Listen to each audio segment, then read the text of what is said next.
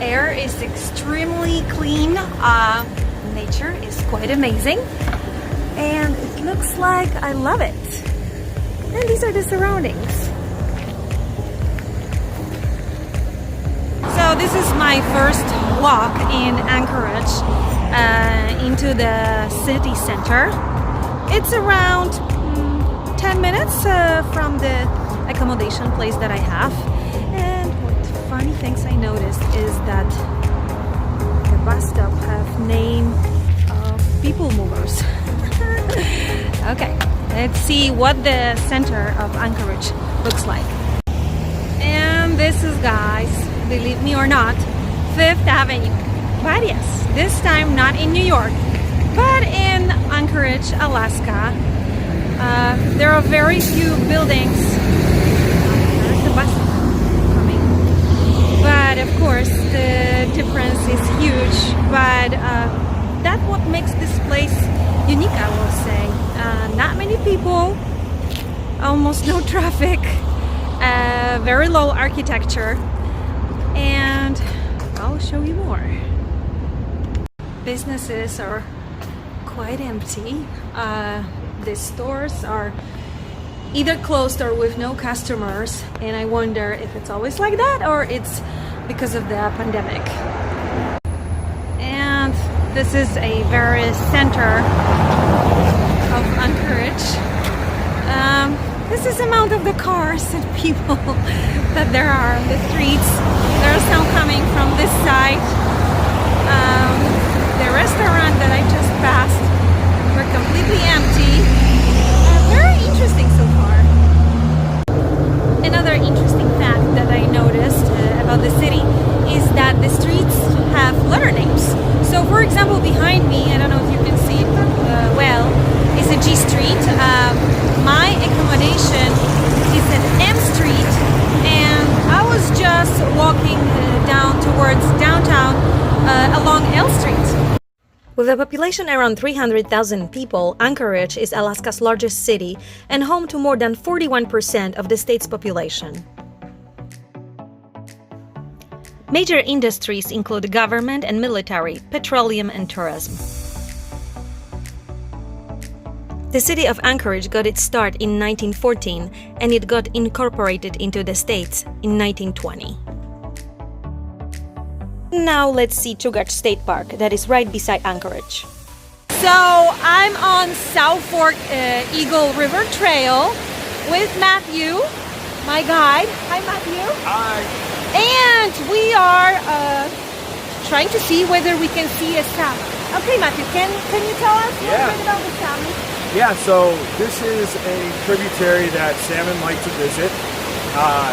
There are spawning grounds that are actually in the North Fork of Eagle River, which is about 1 mile that way. So when I do see salmon that come up here, I like to think of them as being a little lost, because the waterfall we're going to visit is literally like a half a mile away. So, and when we get there, you're going to be like, there's no way that they're going to be able to get up that, right? So I like to think that they're a little lost. Okay. So I just learned from Matthew that there are 5 types of salmon: pink, silver, red, king, and dog. That's right, you got it. So here we have the Devil's Club, one of our most thorniest plants. And as you can see here, it's laced with thorns that could give you a pretty nasty rash. Also, it grows these fascinating berries right here, which are toxic to humans, but bears love to eat them. Wow. The trail is kind of tricky today. It's very slippery. We are going to Barbara Falls, but I love the adventure.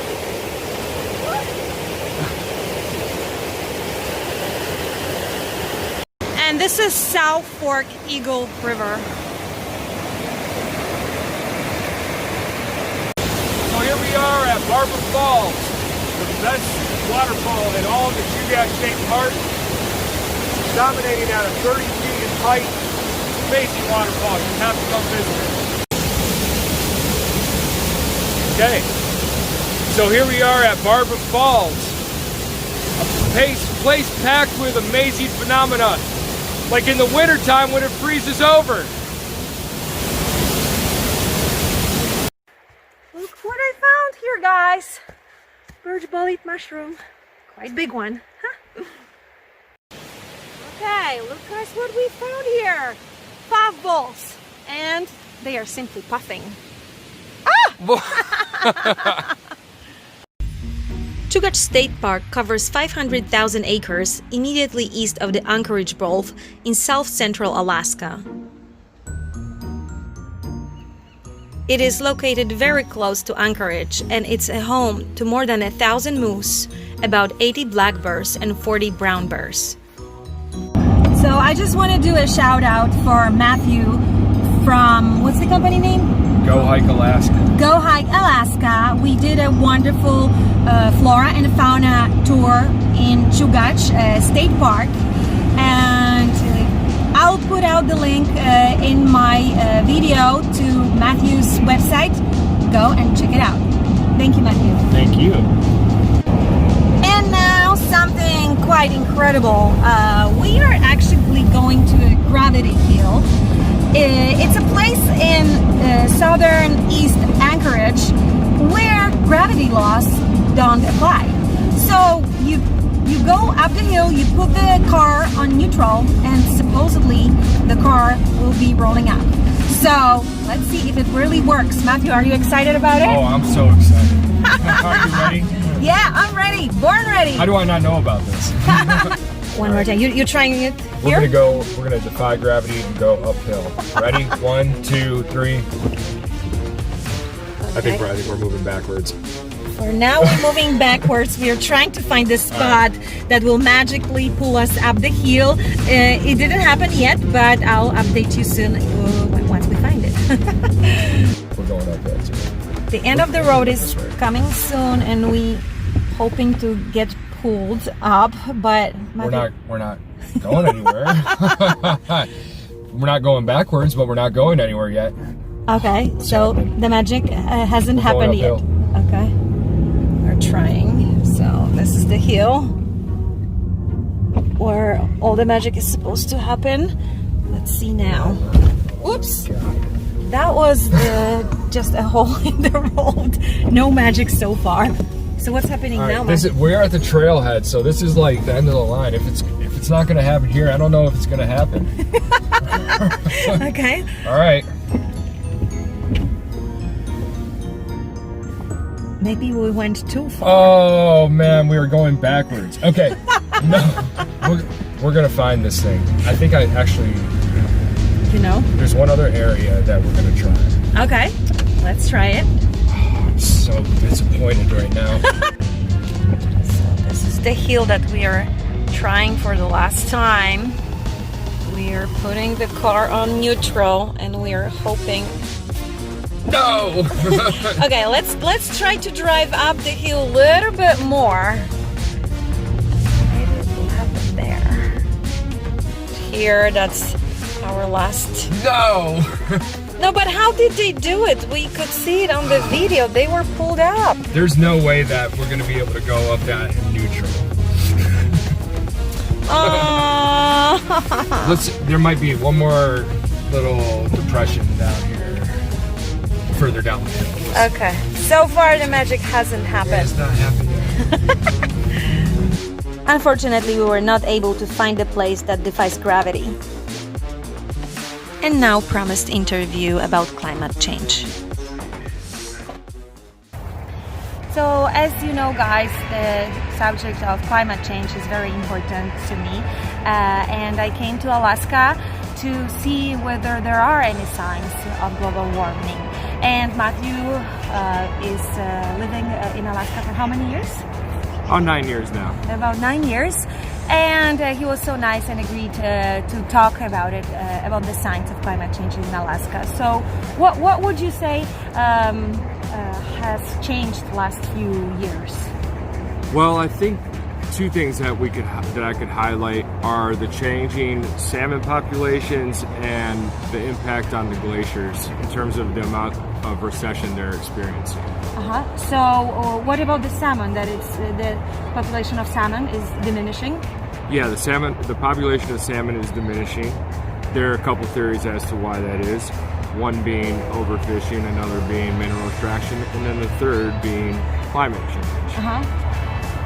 one theory is that because of changing temperature in the freshwaters and seawater here, kind of an interesting fact, the Arctic Ocean is actually experiencing double the amount of warming compared to all other bodies of water in America. And that's affecting not only salmon populations, but cod that's moving into the area too. We have cod that's moving into the Arctic looking for colder waters. Mm-hmm. With that, specifically with salmon, eggs are of concern because salmon need to bury their eggs in cold freshwater beds. And with warming water temperature in our freshwater streams, the eggs can no longer survive. Wow. And the other thing was? Glacial recession. Glacier. What can you say about that? So, photography and videography are pretty recent to humans. Late 1800s is when it kind of evolved into something that we've used. So in the recency of that, we've been able to collect photographs of how recession has impacted the area. One place that I could recommend you checking out is actually Mendenhall Glacier. It's very well studied. What glacier, sorry? Mendenhall. Mendenhall Glacier. Yeah, Mendenhall Glacier is in Juneau, Alaska. It's our most frequented glacier in all of Alaska. And just a couple facts about it. In 1910, Mendenhall Lake was formed. There was no lake that was ever there in the history of that glacier. And since the late 1700s, it's been estimated that the recession has decreased about 2.5 miles. Wow. And if you were to just Google Mendenhall Glacier and look at the photographs, as I was alluding to just a second ago, you can just see how clearly it's diminished in the past few centuries. Yeah. So in general, what we can say is that basically the temperatures are going up in Alaska, right? What was, for example, last summer much warmer than usual? Yeah, last summer was, and even last summer was like 90 degrees here. And with that, we had lightning strike, obviously, that started some wildfires up here. But there were way more wildfires on average. Wow. And that was, it was due to, you could say climate change, but it was way warmer and we had a lot less rain last summer. Right. We had a lot of drought.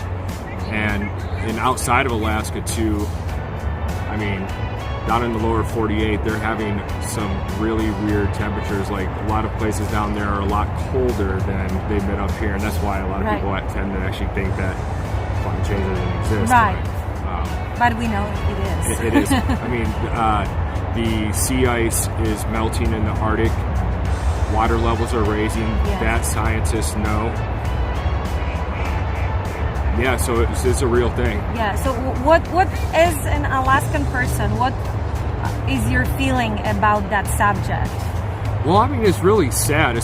So I've been offering guided day hikes for about 1.5 years now, and I'm starting to visually see, but more than that, because it's going to take a while for me to see the change in the ecosystems, but I've become attuned to the ecology here, and with that have learned through science just the detrimental effects. So the detrimental effects of climate change. So if the salmon populations continue to diminish, a lot of the vegetation around here is not going to have those minerals that they take back from the sea, like nitrogen being one of them. Do you think we can do something on this planet to stop global warming? Yeah, so I think the first and foremost thing would be to reduce the overall carbon emissions. That's right. In America, and not just in America. Around the world. Around the world. I kind of like said America because I don't know if you've heard of it or not, but there's a climate change clock that in 7 years, if we don't decrease our overall carbon output, then human populations are going to start struggling for resources, war will emerge, and people will lose lives, people will be displaced from their homes. We're already seeing displacement with already people. Starting, Yeah, we're already seeing displacement with people from their homes due to climate change. So reducing overall carbon emissions being one of the most major things that we can change as a society. That's been great. Thank you so much. It's a very valuable input for me.